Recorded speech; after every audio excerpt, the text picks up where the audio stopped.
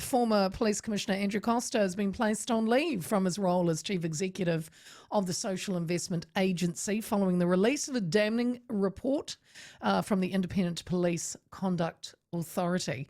He's retained lawyers, he's retained public relations advice. It's Costa's last stand, but he's unlikely to save his job. At best, he might negotiate terms to cushion the impact as he's thrown to the curb.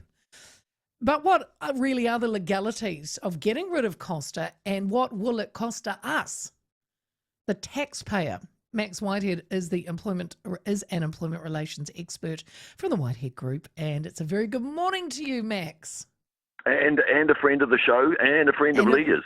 Yes, sorry, I've got a lot of hats to wear, Leah. You do, Max. You wear them well. Look, what a story, Max. What a story. Well, I've got to say the media have been grazing on this for days, and fair enough too. It's quite horrific in many regards in terms of the impact on our community, on our police. I mean, that's what we rely on to breathe the day is our police and the security we've got.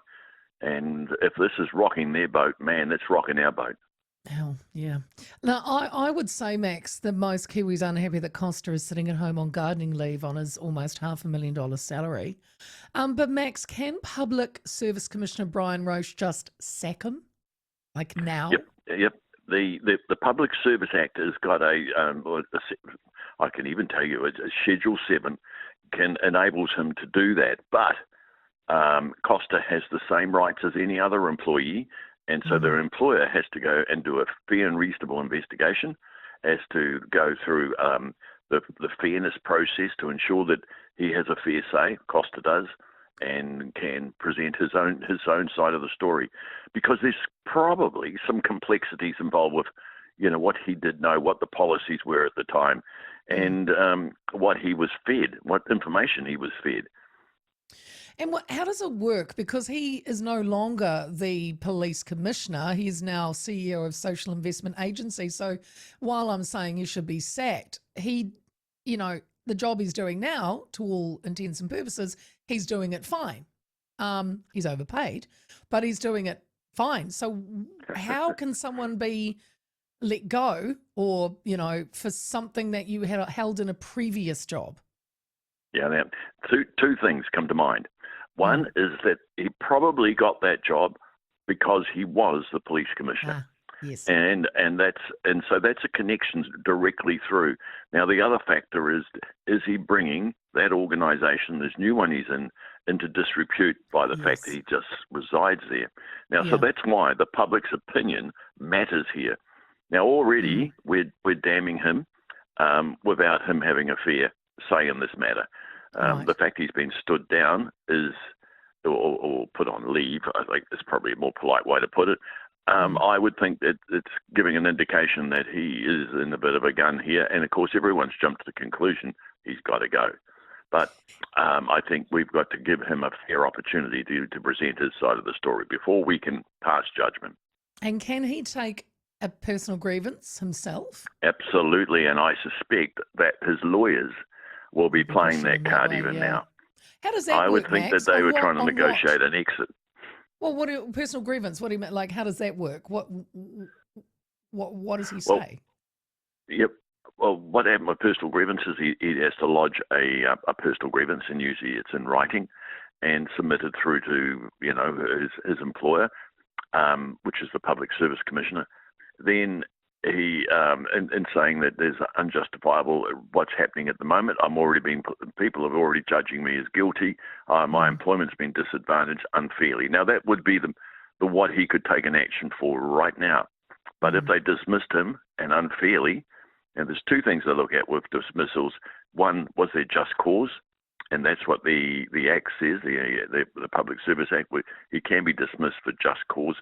And a question is, what is just cause?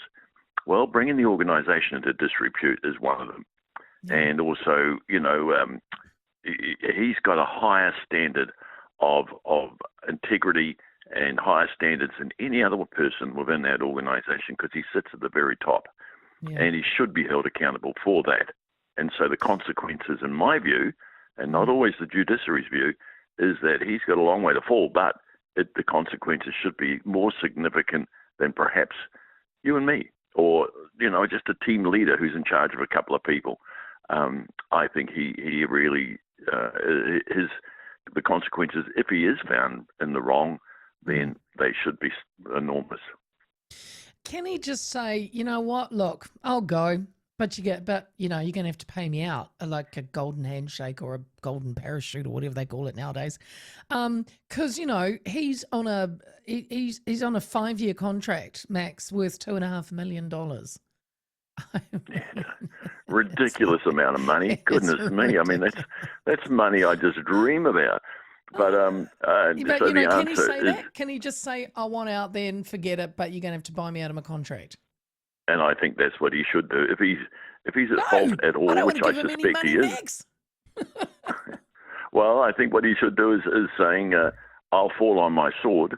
I'll resign if you, in fact, and we can call it amicable, if in fact you pay me out the rest of my contract." Now that'd be the minimum. He may even be looking at compensation now because his reputation is destroyed on the basis he hasn't even had a say yet.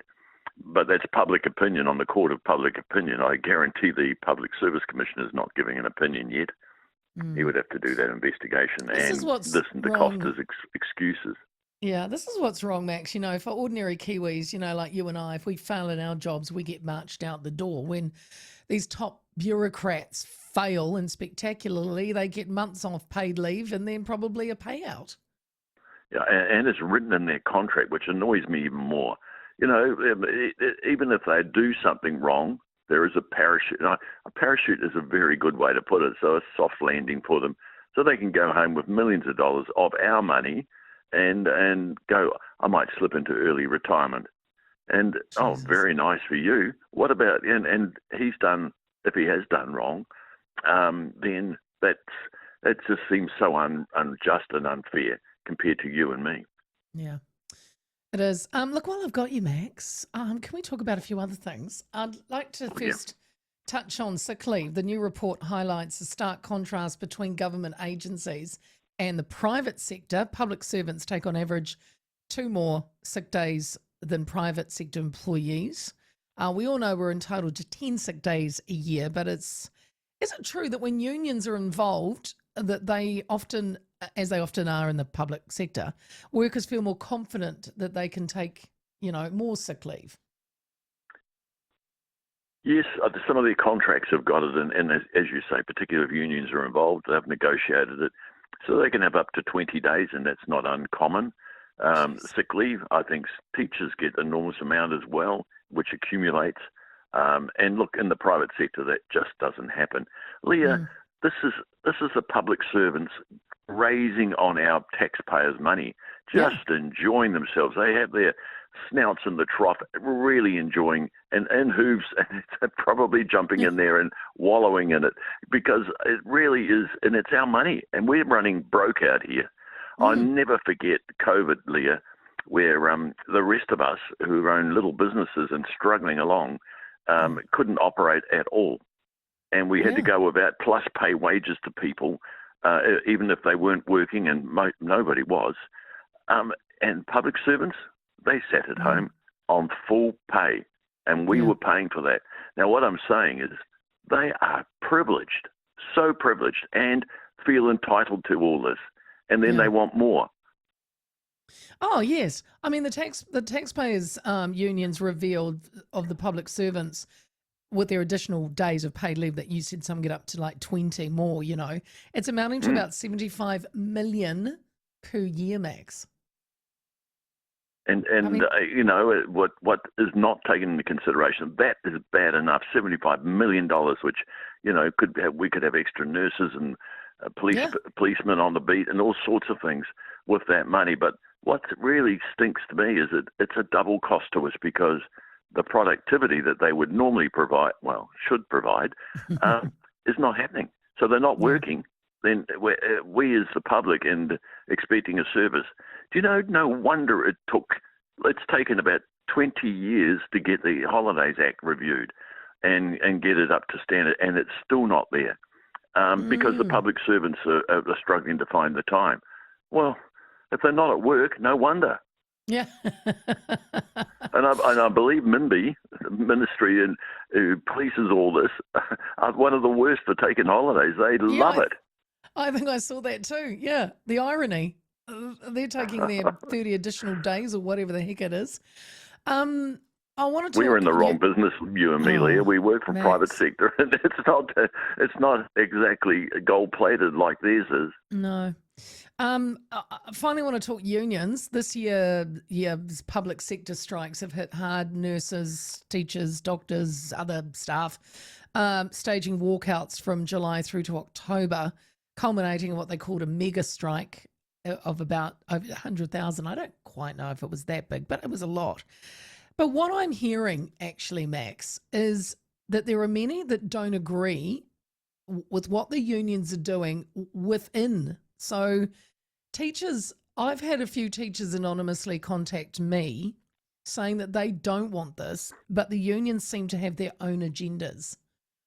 Um, would that surprise you?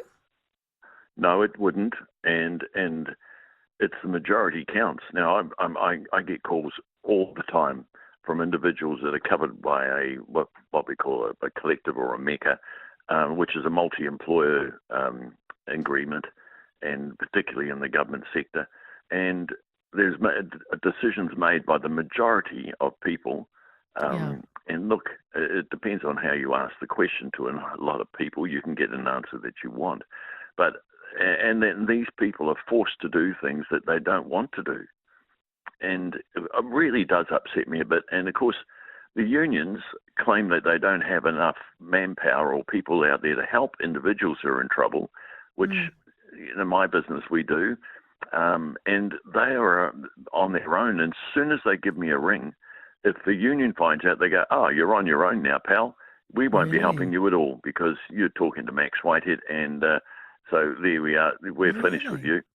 Yes, they So do, and even if they want to go against it and talk to you about something, and they're a paid up member with the union, they could get dropped, won't well, it? yep. So many individuals that have paid union dues for decades. Some people that get into trouble and need a personal grievance lodged or something like that have Mm. to go into the private sector to get help because the union will go, "Oh, no, you're sorry, you haven't got a very good case there." Generally, that's what they do. The PSA are renowned for it. Teachers Union are renowned for it. Mm. And I'm calling you. This is on a public forum here to say that you are a shocker for letting your own members down when they're in trouble. And they're supposed to be there. Their Mm. charter, their governance document, which they have to register, says that they will be there. They're there for the good of those members. And look, they're not. When it comes to an individual needing help, they're not there. They just say, "Oh, sorry, we do more collective things, like collective bargaining." That's what they So just I think they're mean, there look, for. in your day, Max, I don't want to put any age on you, but you've done a lot in your years, many Well, hats one of like two things, like you and like you like and me, we can tell exactly. stories. But you have some experience with the unions, don't you? Oh yeah, in fact, I led a union at one period of time in Australia, Mm. and on the basis of health and safety, and it was in a oil refinery in a town called Geelong. And so yeah, I understand the frustrations and the difficulties union have, particularly with employers who just arrogantly get stuff. "Oh yeah, we hear you, but we're not doing anything." Yeah. And there's people's lives at stake. I mean, that was an enormous frustration. And of course, the only power unions got is to withdraw their label. Well, that's what they used to have. That was the only power they had in the good old days. But now, Mm. the judiciary will go and support if they wanted it. I mean, that's what I do for a living now. Yeah. Is support not only workers but also employers, and whoever comes to me, I'm prepared to give it a go if they're on the right side of fairness. Yeah. I mean, I've even heard rumors, Max, that certain unions are bullying members, which we've just been talking about. One such rumor includes bullying members into agreeing to pay Maori and Pacific teachers 8 to 10,000 per annum more on top of what the rest get. And then if To me, agreed, then they would, of course, that try to add that to the contract negotiations with the government. that's blatant racism. Absolutely. I Um, think that is absolutely awful. And look, talking about unionism in Australia, even when I was there, the painters and dockers were renowned for it. They shot two people waiting for their wages at one time, and there was not one witness, and there was a big queue. But anyway, what I'm saying is, even today, there's unions over there now getting jailed, union leaders, because the thugs, wow. the heavies, and in my day, they were in Australia. They were jailing people as well. Norman Gallagher was a guy named who was jailed at that time. But getting back to here, it doesn't surprise me. But yes, and to me, that's blatant racism. Of course. A Look, person, because of the colour of their skin and their yeah. background, they are treated differently. It's not fair. Now Not fair at all. I'm working I'm working on this story because as I said, people have approached me that obviously do not agree with what certain unions are doing, even though they're members. But here's the thing, Max, and you would know this: they are too scared to talk because Yeah. as you've just talked about, they get ostracized, and so it's hard to get someone to talk about it. But at this stage, I'm trying to get someone to talk to me about it on the platform, but that was the rumor. I mean, I could you wish they would imagine talk to you, because really it needs to be yeah, said, isn't and it? you've got to be brave Exactly. to talk like Yeah. I'm talking to you now. We need brave people in this world. I mean, going back to the police, that's exactly why this thing's come out into the open. It's because there's a few brave people out there, I know. and we I need mean, that. could you imagine what the public would think if they knew that, if this was to happen, that Māori and Pacific teachers got paid up to 10 grand more per annum because of their skin? And and I, it, and then mm. yeah, it's like I said, rumor at the moment, but I'm trying to find people to talk about it, but they're scared to. It's racist. Leah, It's I think the shocking. public would think, I'm not surprised. We've heard No, so much about I this know. Yeah. entitlement because of people's racial background and colour Mm, of their skin. We've heard so much about it, and we know that they're in pursuit of all sorts of things now. Um, mm, it's a matter of rolling our eyes, but we're not happy with it. And that's why some political parties are actually saying, we are prepared to fight this if you will back us. And they are going up in the polls. Those yeah. parties are, because the quiet majority, and there is a heck of a lot out there, Yeah. are saying to themselves, well, I don't want to talk about this publicly, but I'll back you if you talk about it. Mm, mm. And I hope that And happens to you, Leah, because I'm good I on you hope, for bringing this to the forefront. yeah, I am. I'm hopefully next week I might be able someone to talk on it with me. Well, I think you should be Um, the president of New Zealand, and we should all vote for you, because you're not you're a frightened to bring sweetheart. up the hard questions. Well, look, before I do let you go, Max, and I know, like I said, there was just a couple of things, but we are heading into Christmas, and I always just like to check in with you because there always is a little bit of concern around some people when it comes to Christmas leave. Um, because I mean, the platform will be, we always take quite a long break Yeah. because we shut the station down. And we kind of, as employees, we're just told that's going to happen. Okay, that's fine by us. But there'll be other companies and businesses going, well, I don't want to take 4 weeks, or I don't want to use up all my holidays over Christmas. What can you do about that? Well, very little, really. The Holidays Act, in its current form, now we've been promised we're going to get a new one next year, Mm. and we still don't know what is going to have in it. He But says with a laugh. Yes. currently, right now, employers, so the bottom line is, should consult with you in regards to when holidays can be taken. But if there's no agreement, then the employer can dictate to you and give you 2 weeks' notice, and saying you're compelled to take holidays over this period. So, Mm. and quite frankly, a lot of people, and by the sound of it, you'd be one of them, are quite shocked with that, because they don't realise that the employer actually has the last word on this and can tell you. I Yeah. don't think most employers, some would probably enjoy the fact that they can dictate it, but most of them would actually go, I'd rather have a happy employee. I'd rather have someone who's taking holidays when it Mm. suits them, but my business must come first. Yeah. I mean, I suppose if you've got a business where over that Christmas time there's no point being open or running as normal, you know, you as an employee can't say, well, look, I could work right through. And the employer says, well, no, it's not beneficial to me. You just have to accept it. There's a provision within the Holidays Act where an employer can have what they call a shutdown period, and many employers have that where they're actually saying we're shut down. Now, it was created by unions years ago for There we when go.